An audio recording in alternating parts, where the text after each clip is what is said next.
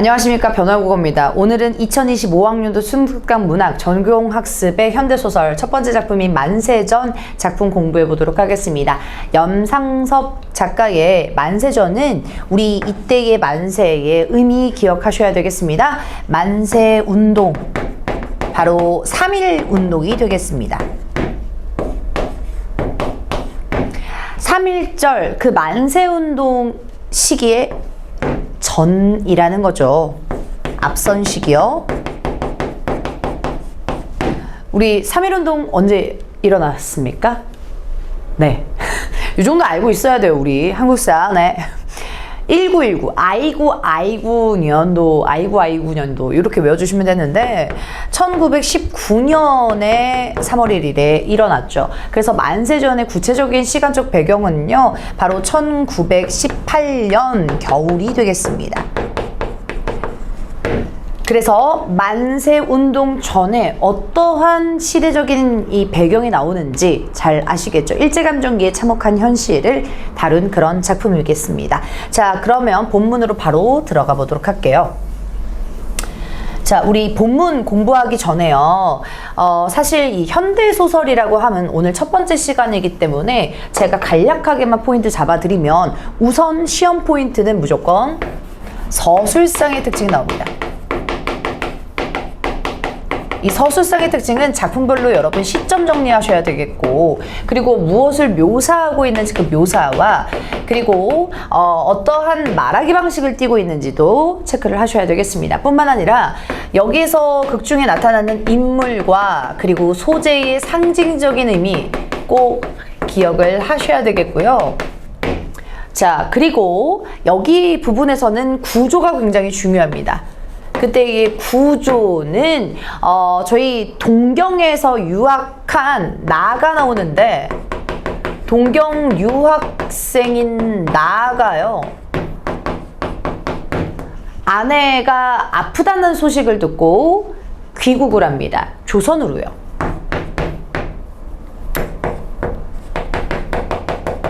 그리고 다시 동경으로 회귀를 합니다.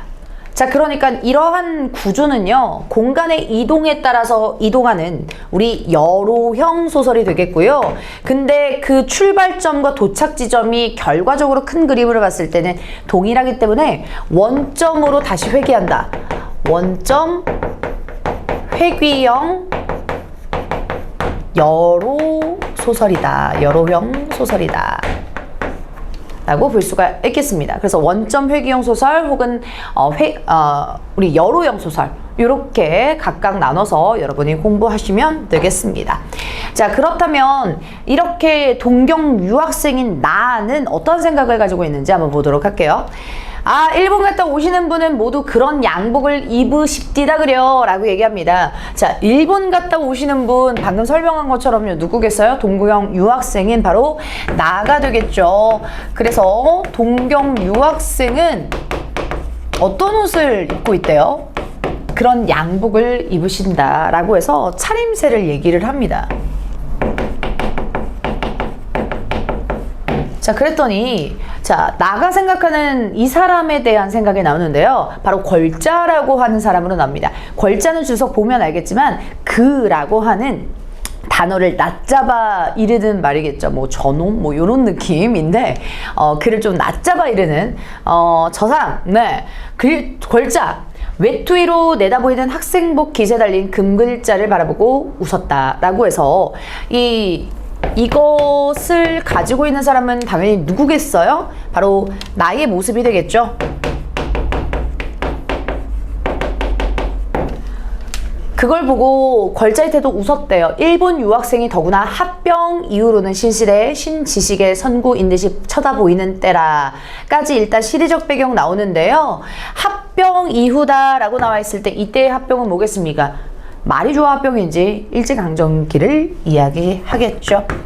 일제강점기를 지칭하는 시대적 배경이 나타나는 부분이고요. 일제감정기 이후에는 신시대, 신지식의 선구인 듯이 쳐다보는 때래요. 누구를요?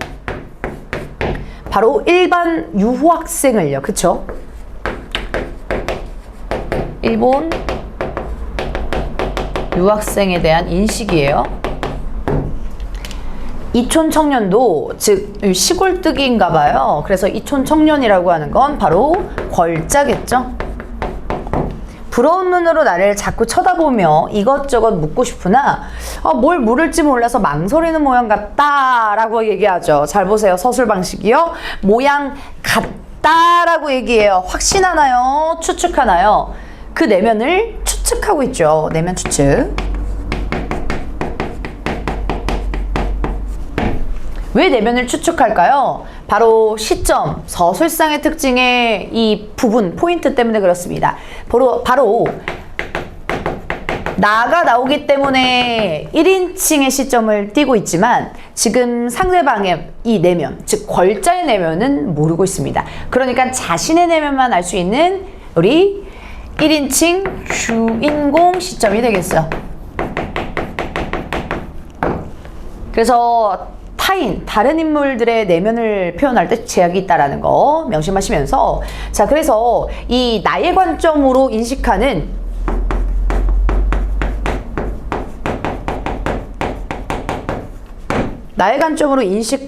우리 걸자의 내면은요, 걸자는 아마 날 부러워하고 있었겠지. 그리고 뭘 물을지 호기심도 있겠지. 라고 걸자의 내면을 추측하고 있어요.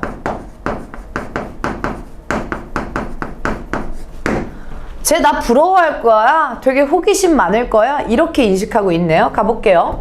당신은 무엇을 하슈? 나는 대답 대신에 딴소리를 하였다. 라고 얘기합니다. 그때의 당신 다시 한번 짚고 넘어갈게요. 바로 걸자죠. 네, 갓장사를 다니는 장돌뱅이입니다. 라고 얘기를 합니다. 자, 그래서 이 갓장사라고 얘기를 하면 바로 이 선비가 쓰는 갓을 얘기하는 건데요.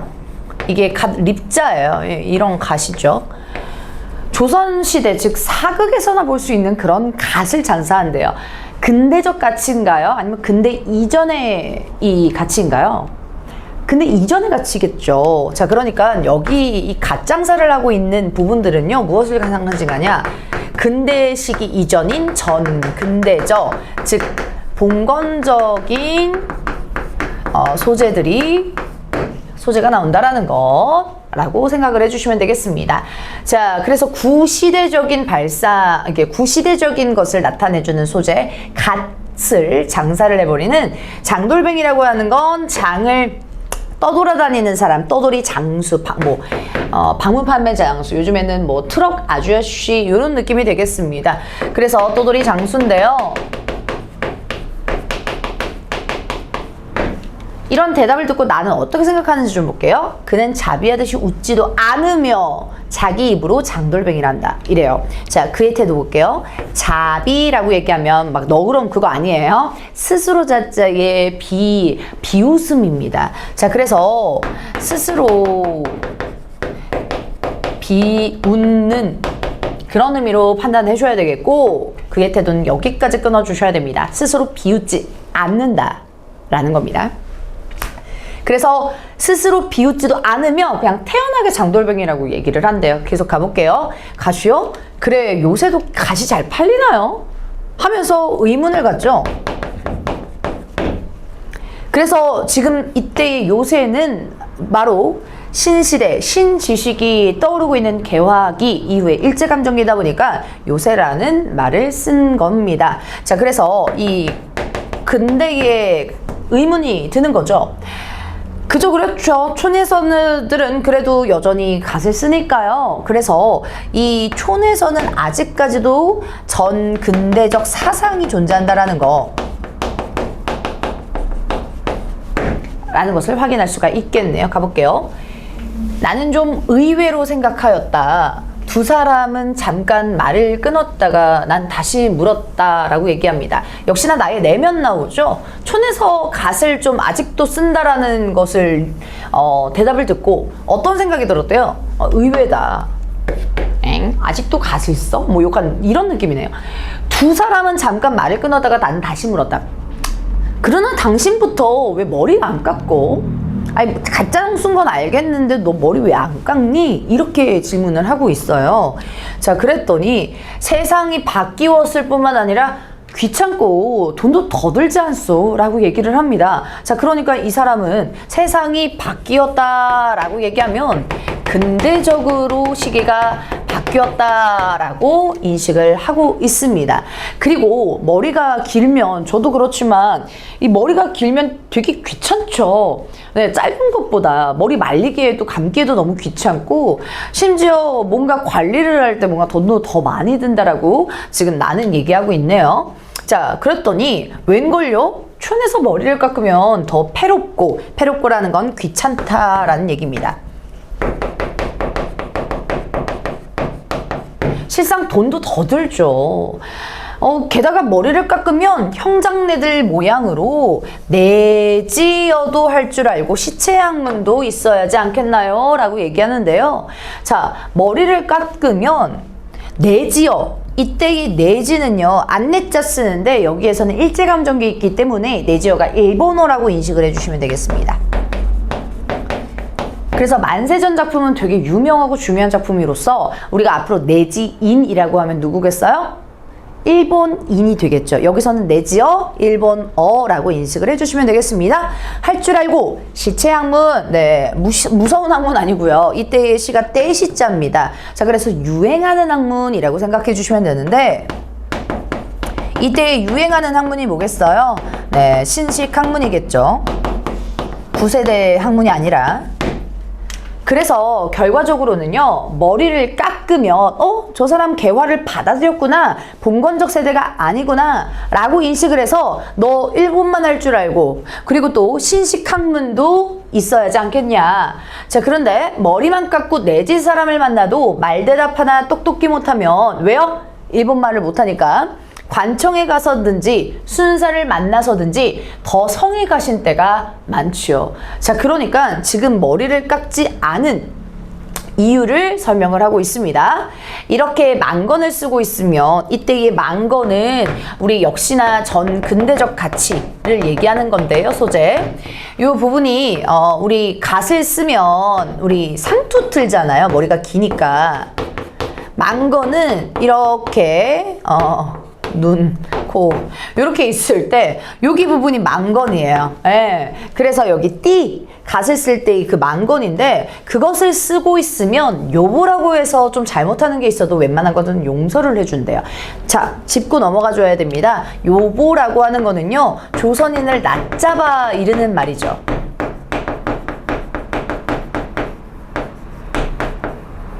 이르는 말이죠. 그 비하하는 용어예요. 뭐 아마 드라마나 영화에서 조센징은 많이 들어보셨을 거예요. 그래서 그런 부분들도 조선인을 좀 비하하는 부분입니다. 그래서 요보라고 해서 좀 잘못하는 게 있어서 웬만한 거는 용서를 해주니까 그것만 해도 깎을 필요가 없지 않아요? 이렇게 얘기합니다. 그러니까 자신이 왜 머리를 깎지 않는지, 머리 깎지 않는 이유, 네. 그것을 설명을 해주고 있는 거죠. 뭐예요? 성이 가신 때가 많고요, 머리를 깎으면. 그리고 내가 좀 잘못하는 게 있어도 요보라고 해서 용서를 해준다. 그래서 깎을 필요가 없다. 이렇게 얘기를 하고 있습니다. 자, 그러니까 일제히 저항하나요? 저항하지 못하나요? 이 궐자는요? 저항하지 못하죠. 어떻게든 귀찮지 않으려고 하고요. 그리고 좀 일제에 부딪히지 않으려고요. 그러니까 좀 조용히 살아가는 거죠. 안 좋게 말하면 비굴하게 살아간다는 거죠. 우리가 비굴하고 굴복하게 살아가는 것을 바로 굴종적 태도라고 합니다. 다시요. 굴복하면서 뭔가를 따라가면서 종처럼 사는 거 있잖아요. 따라가면서 굴복하는 태도, 좀 내내하는, 지금 요런 태도를 지금 머리 깎지 않는 이유를 설명하면서 태도가 드러나고 있습니다. 껄껄 웃어버렸다라고 얘기를 하네요. 자, 그도 그럴듯하지만은 같은 조선 사람끼리라도 머리만 감고 양복을 입고 개화장을 휘두르고 하면 대접이 다른 것 같이 역시 머리라도 깎는 것이 저 사람에게 천대를 더 받지 않소 라고 얘기를 하는데요. 지금 이때의 시대 상황이 보여주는데 같은 조선 사람끼리도 이렇게 신식 개화를 다 받아들이면요 대접이 달랐나 봐요. 그러니까 이때의 시대 상황을 알 수 있죠. 좀 신식으로 좀 꾸미고 다니면 조금 격식 있게 보나 봐요. 자, 그런데 단어 모를 수도 있으니까 개화장이라고 하는 건 개화기에 만들어진 신식의 지팡이겠죠. 그래서 그 지팡이를 휘두르고 다니면, 그래서 여러분 뭐 보셨나 모르겠지만 저도 뭐 보다가 말한 드라마인데 미스터 선샤인, 그런 부분 생각해 주시면 되겠습니다. 그 미스터 선샤인의 약간 그 친일파로 나오는 그 누구죠? 김희성 아저씨인가요? 아무튼 그 막 이렇게 동그란 안경 쓰고 이렇게 막 중정목 써가지고 이렇게 지팡이 쓰잖아요. 그런 이미지라고 생각을 해주시면 됩니다. 그래서 그런 개화장을 휘두르고 하면서 하면 대접이 좀 다른가 봐요. 그런데 역시 머리라도 깎는 것이 저 사람들 누구요? 일제 세력이죠. 천대를 무시를 덜 받지 않소. 언제까든지 함부로 흩뿌리는 대로 굽적굽적하고 요란한 소리만 들으려고 라고 얘기합니다. 훌뿌리다 라고 얘기하는 거는 이렇게 좀 내치는 거예요. 뿌리치는 그런 느낌입니다. 그래서 내치는 대로 또 꿉적꿉적하고 굽신굽신하고 그런 교센징처럼 낮잡아 이르는 말을 들을 거야 라고 얘기를 합니다. 자, 그러니까 여기에서 일본 유학생인 나는 그래도 배울 건 좀 배운 사람이잖아요. 지식인이잖아요. 그러니까 그런 지식인이 조선인의 태도를 문제를 지적하고 있습니다. 자, 그러니까 조선의 인의 무기력한 그리고 굴종적 태도를 지적하고 있습니다. 야, 너 언제까지 그렇게 살 거야? 언제까지 천대받으면서 살 거야? 이렇게 좀 머리를 깎고 좀 신식으로 받아들여야 좀 천대받지 않고 요보라는 소리 안 듣지 않니? 라고 지적을 하고 있네요. 자, 가볼게요. 나는 걸자의 말이 일리가 있다고 동정은 하면서도요. 그래, 뭐 너 부딪히지 않고 싶겠지. 뭐라고 하나 들어보려고 어떻게든 물어봤습니다. 이렇게 물어봤습니다. 그래서 얘는 뭐 의도라고 하면 요거죠. 쟤 과연 이렇게 내가 지적하면 뭐라고 할까? 라고 해서 물어봅니다. 훌뿌리거나 내치거나 요보라고 하거나 천대는 바를 때 뿐이지만 일시적이다 라는 거죠. 머리나 깎고 모자를 쓰고 개화장이나 짚고 다녀보시오. 가는 데마다 시달리고 조금만 하면 뺨딱이나 얻어맞고 유치장 구경을 한 달에 한두 번쯤은 할 테니 아유, 당신네들은 내지어나 능통하시죠? 하지만 우리 같은 놈이야 맞으면 맞았지 벌 수 있나요? 일본어가 안 통한다 이거예요. 그러니까 자기는 그냥 쳐맞는다. 그러니까 자기는 머리를 깎을 수 없다라는 것을 계속 어필하고 있네요. 자, 그러니까 여기에서는 가는 데마다 이러한 고난, 고생을 한다. 그래서 일제에 탄압을 받는다. 참혹한 현실 보여주고 있습니다.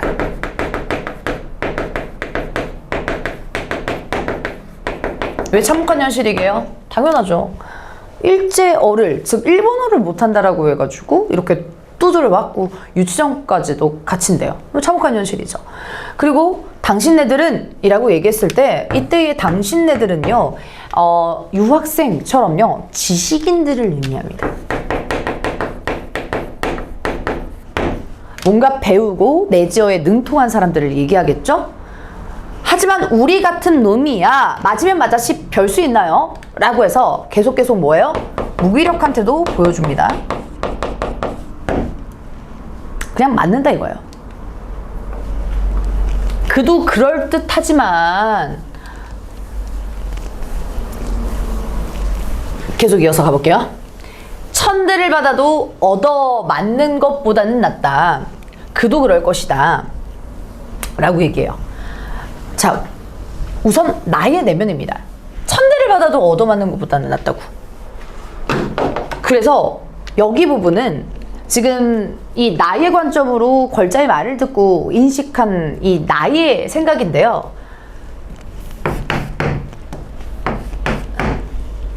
천대보다 얻어맞는 것이 더 무서운 그런 조선 현실을 보여주고 있습니다. 그래서 조선인의 역시나 무기력한 태도를 보여주고 있네요. 그 광경을 보면서 그도 그럴 것이다. 미친 채하고 떡목판에 엎드려진 다음 세음으로 미친 채하고 어리광 비슷한 수작을 하거나 라고 얘기하는데요. 무슨 뜻인지 모르겠죠. 그래서 간략하게만 설명드리면 미친 척하고 엎드리는 거예요. 쭉. 그러니까 알고서도 모른 척하는 겁니다. 그래서 자신의 이익을 챙기는 거죠. 자, 그래서 우리 알면서도 모른 척 욕망을 챙기는 겁니다.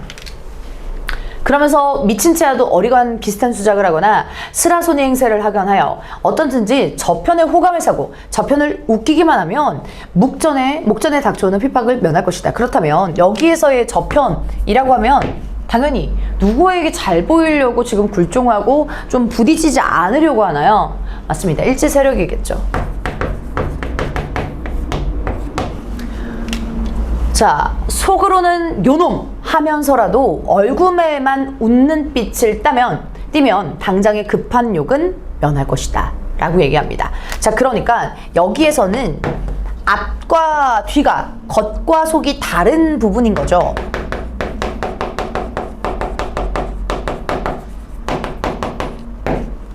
누구의 모습이에요? 일제의 모습인가요? 아니면 이런 걸자같이 무기력한 사람의 모습인가요? 무기력한 사람의 모습이겠죠. 그래서 앞에서는 속으로는 저 일본 새끼 이러면서 얼굴에만 웃는 빛을 띠면 이 일본인이 날 때리지 않을 거고 이 욕을 면할 것입니다. 그래서 겉과 속이 다른 모습은 여기서 조선인이 되겠죠. 자, 그래서 계속 나옵니다. 공포, 경계, 가식, 굴복, 미봉, 도회, 비굴. 이러한 모든 것에 숨어 사는 것이 조선 사람의 가장 유리한 생활봉도다. 자, 그러니까 지금 나열되고 있는 이러한 감정들은 누가 가지고 있는 감정이에요? 맞습니다. 조선인의 가지고 있는 감정이죠. 조선인의 태도입니다. 누구의 시선으로 바라본? 당연히 나의 시선으로 바라본 거죠.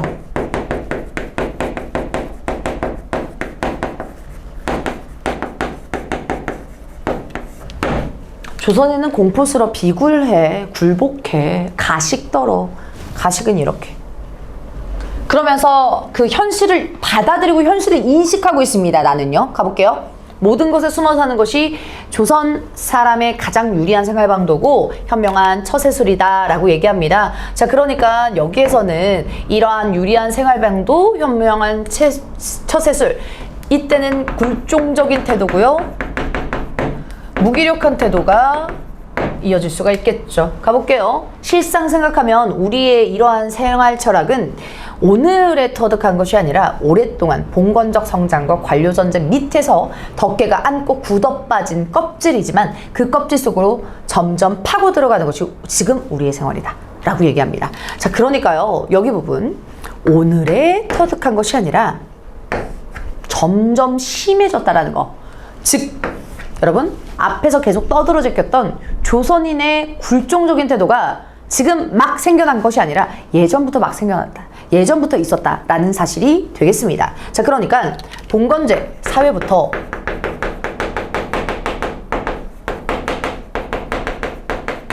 이어진 조선인의 무기력하고 굴종적인 태도다. 즉, 나는 현실을 인식하고 있는 과정입니다. 그게 지금 우리가 생활하는 거구나, 그 모습이구나 라는 것을 보여주네요. 어떻든지 그저 내 지인과 동등한 대우만 해주면 나중에 어찌되든지 살아갈 수 있겠죠 라고 얘기해요. 자, 그러니까 이때 내지는요, 아까 말씀드렸다시피 일본이겠죠?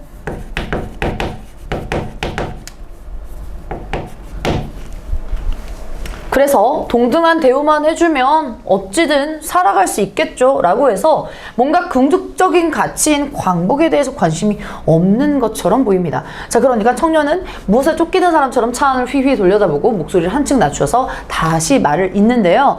자, 그 다음은 계속 가볼게요. 중략 부분 줄거리. 나는 서울에 도착해서 머물다가 아내의 초상을 치릅니다. 자, 그러니까 이 부분은요, 아내가 위독하고 돌아가셨다, 즉 죽었다라는 소식을 듣고 귀국한 거니까 나가 귀국한 이유가 되겠습니다. 귀국한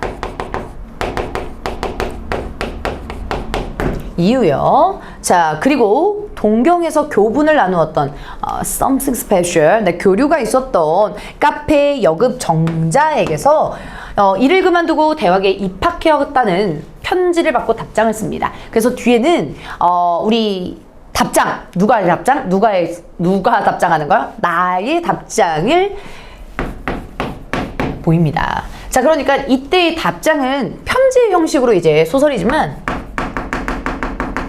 편지의 형식을 빌릴 거고요. 그리고 편지는 뭡니까? 일기처럼 뭔가 전하고 고백하는 느낌이 되겠죠. 가보겠습니다.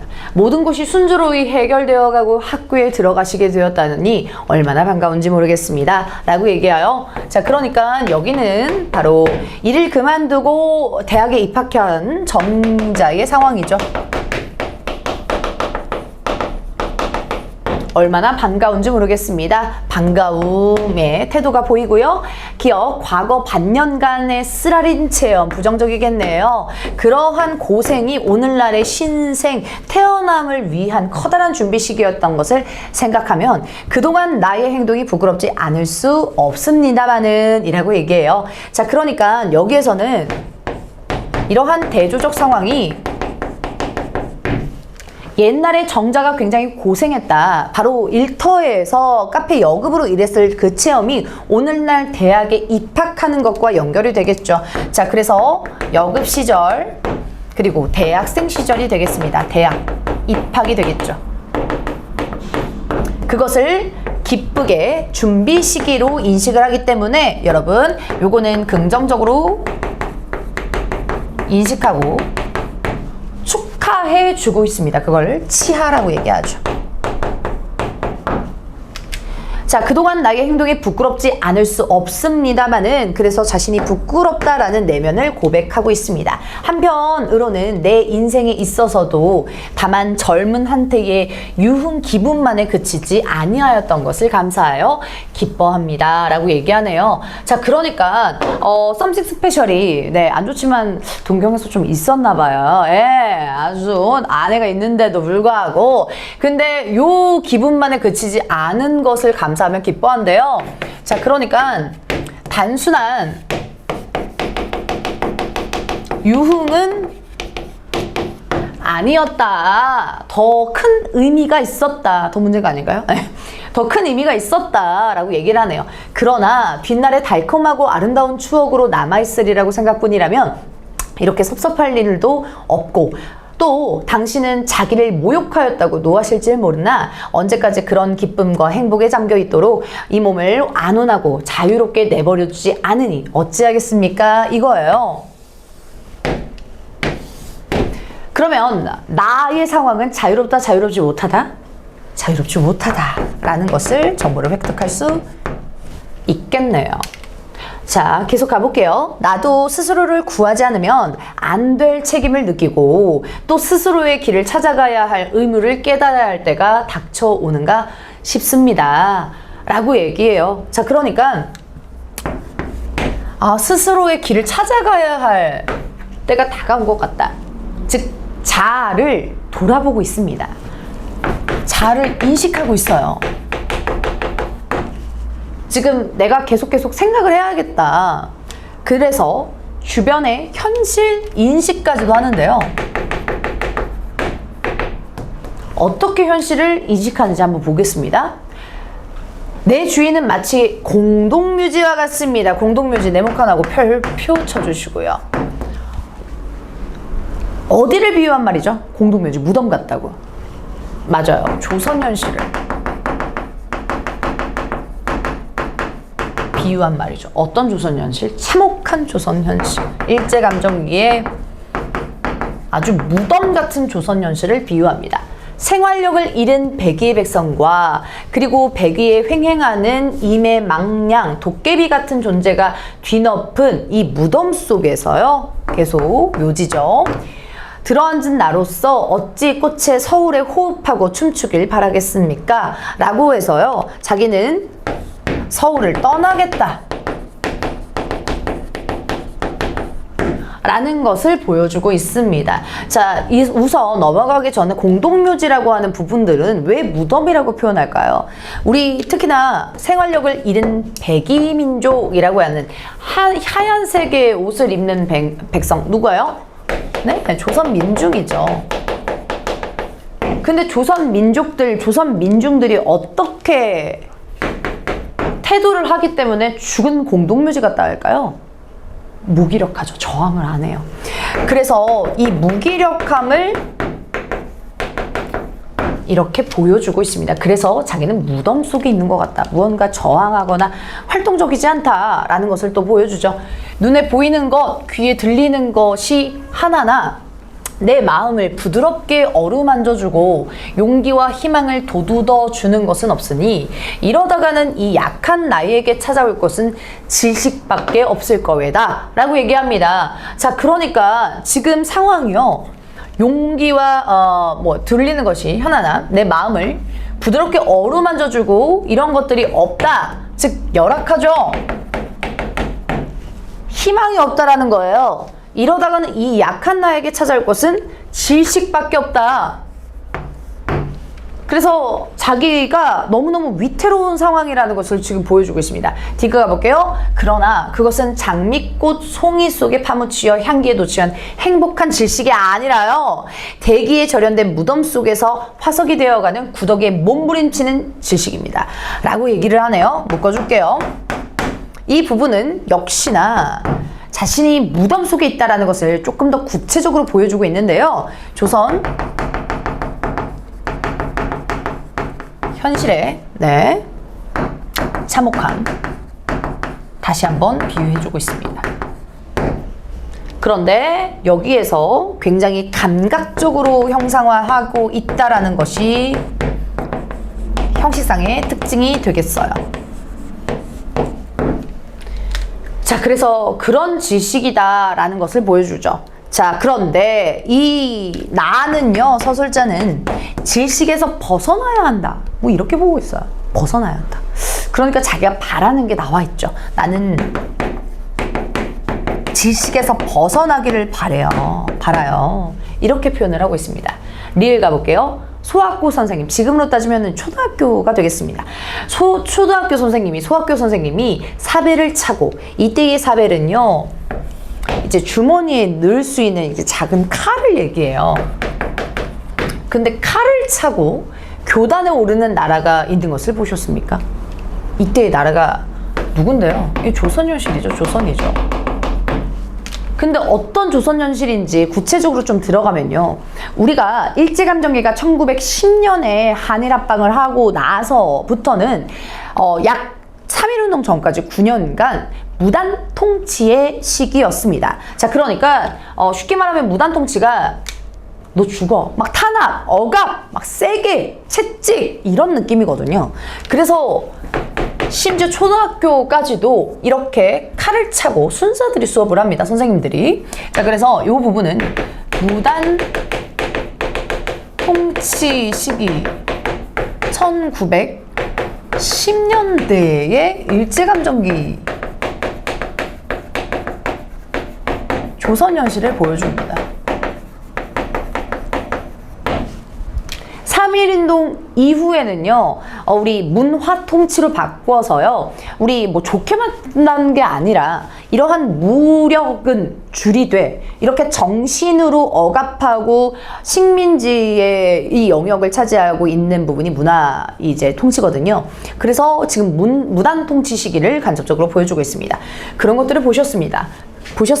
계속 가볼게요. 나는 그런 나라의 백성이다. 자신을 돌아보고 자기 인식하고 있어요. 나는 이런 조선의 백성이야.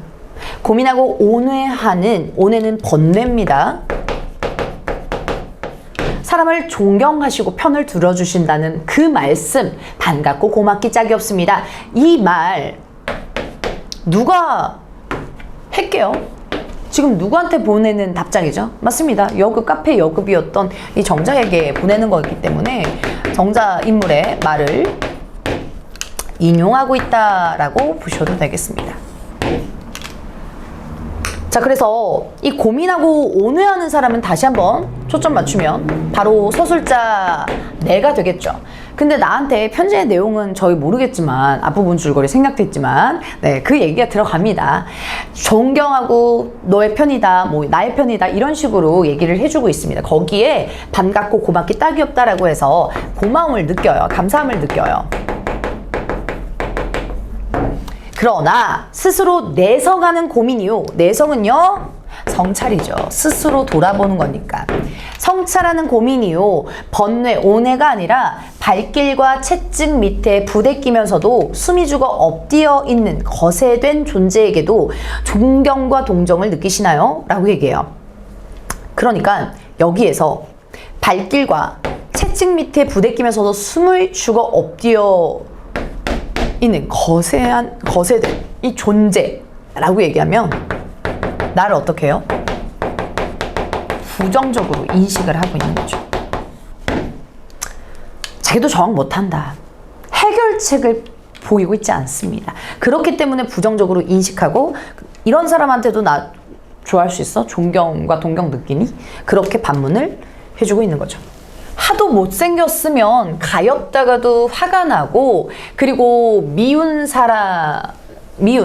증이 나는 법입니다. 자, 그러니까 방금 앞서서 이 부분, 이 발길과 채찍에 부대끼면서 숨을 죽어서 엎드려 있는 존재, 즉 조선 민중들이 되겠죠. 이 조선 민중들도 하도 못생겼으면 가엾다가도 화가 나고 미운증이 나는 법인데, 이 부분은 나의 조선인에 대한 애증이 되겠습니다.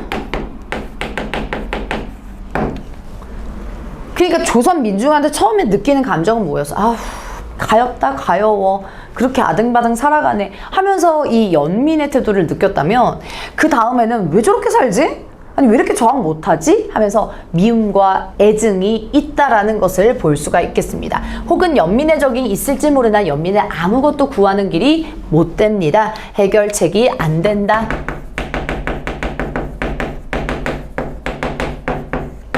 이제 구주의 천지는 그 참혹한 사료육에 피비린내가 거치고 휴전 조약이 성립되었다 하지 않겠습니까? 라고 얘기해요. 이 부분은요, 역시나 시대적인 현실과 관련이 있는데, 이 구주의 천지, 참혹한 사륙에 피비린내가 거쳤대요. 전쟁의 휴전 조약이 맺었죠.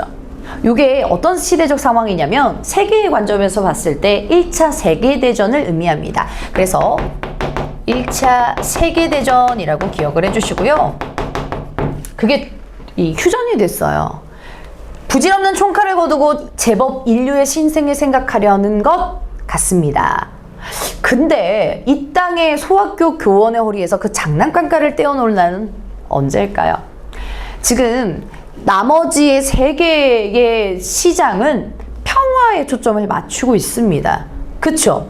그래서 이 부분은 인류의 신생이라고 하면 세계는 평화를 추구하는 추세로 바뀌고 있는데, 우리 조선은 도대체 언제 바뀌어? 이런 의미를 가지고 있죠.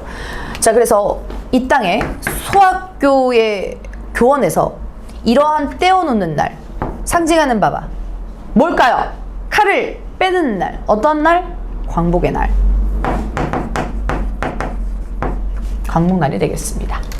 자, 그러니까 여기에서는 이제 세계는 평화의 트렌드를 유지하고 있는데 이 조선은 아직까지도 식민지원 시를 지금 겪고 있기 때문에 대비되는 상황을 보여주고 있습니다. 계속 가볼게요. 이 광복날은 언제일지 광복을 소망하고 있습니다. 숨이 막힙니다 라고 해서 아까 썼던 질식과 단어가 이어지네요. 자, 우리 문학의 도는 자유롭고 진실된 생활을 찾아가고 이것을 세우는 것이 그 본령인가 합니다. 우리 교육, 우리의 우정이 이것으로 맺어지지 않는다면 거짓말입니다. 이 나라의 백성의 그리고 당신의 동포의 진실된 생활을 찾아 자각과 발분을 위하여 싸우는 신념 없이는 우리의 우정도 헛소리입니다. 하면서 지금 정자에게 보내는 우리 우정, 교육 이런 것들 계속 언급하고 있죠. 하지만 무엇이 없으면 이 다 거짓말이고 소용이 없다? 바로 진실된 생활이 계속 자유롭고 진실된 생활이 계속 반복되고 있죠. 그러니까 이것을 해결해야 우리의 우정도 이어지고 전체적으로 사회 구조가 잘 돌아갈 수가 있겠다라는 것을 열망하고 있네요. 가보겠습니다. 나는 형님이 떠날 때 초상에 쓰고 남은 것이라고 동경에 갈 노자와 함께 책값이며 용돈으로 넣어놓고 간 300원 속에 100원을 이 편지와 함께 붙여주었다 라고 얘기를 하네요.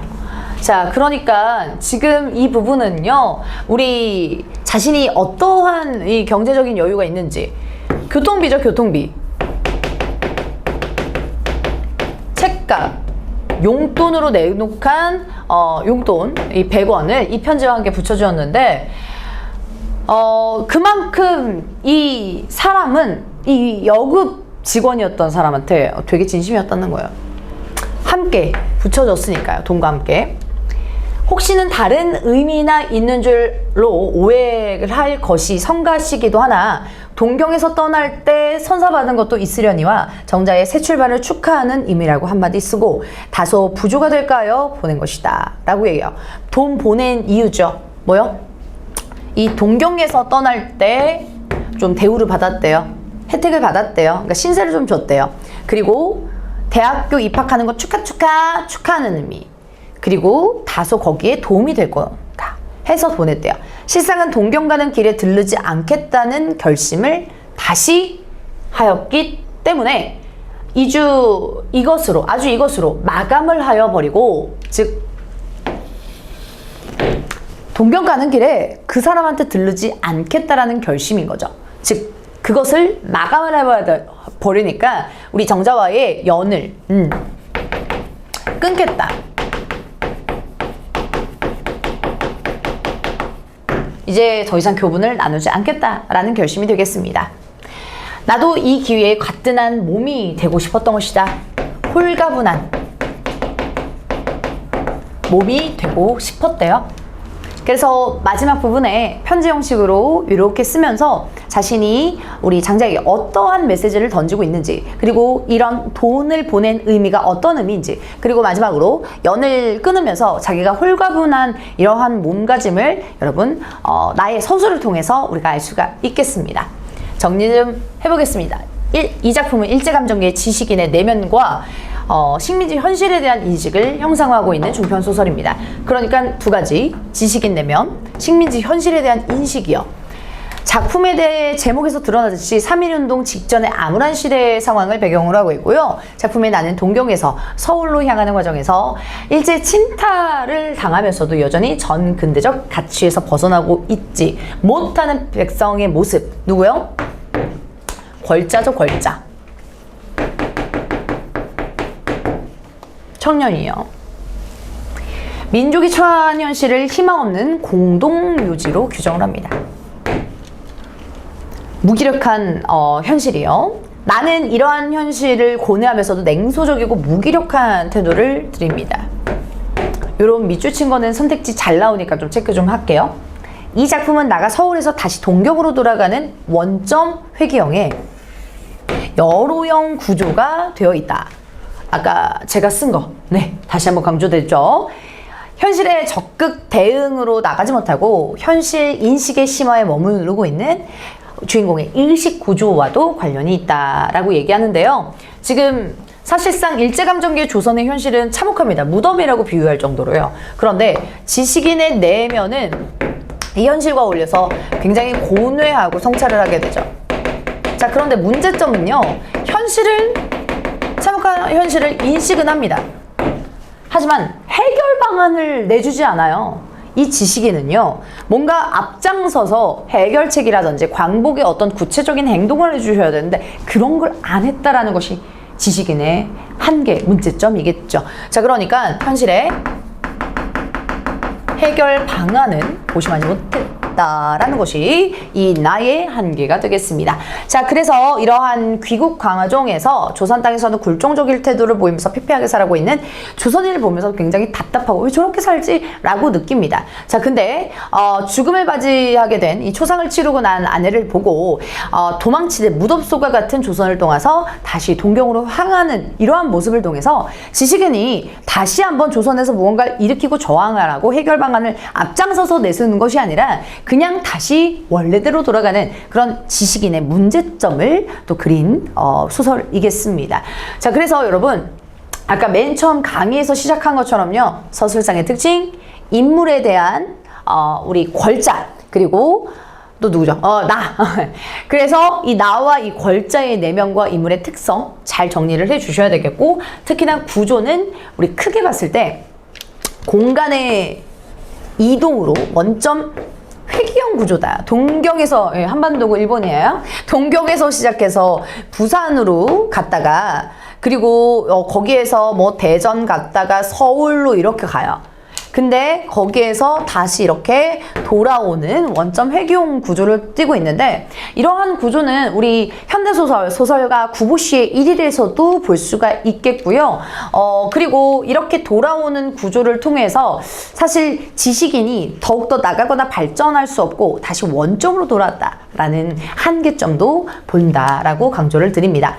자, 그래서 이 구조 자체 꼭 기억을 해주시고, 만세전이라고 하는 작품은 원래 원제가 바로 묘지라고 하는 원제였습니다. 단행본으로 출간되면서 만세전이라는 제목을 사용하게 되었는데요. 그만큼 원래 원제인 묘지의 의미, 상징적인 의미, 무기력한 조선인들의 모습, 그리고 참혹하고 암울한 시대적인 현실을 그려낸 이 만세전, 여러분 복습하시면서 공부하시길 바라겠습니다. 오늘 강의는 여기까지고요. 저는 다음 강의에서 만나 뵙도록 하겠습니다. 고맙습니다.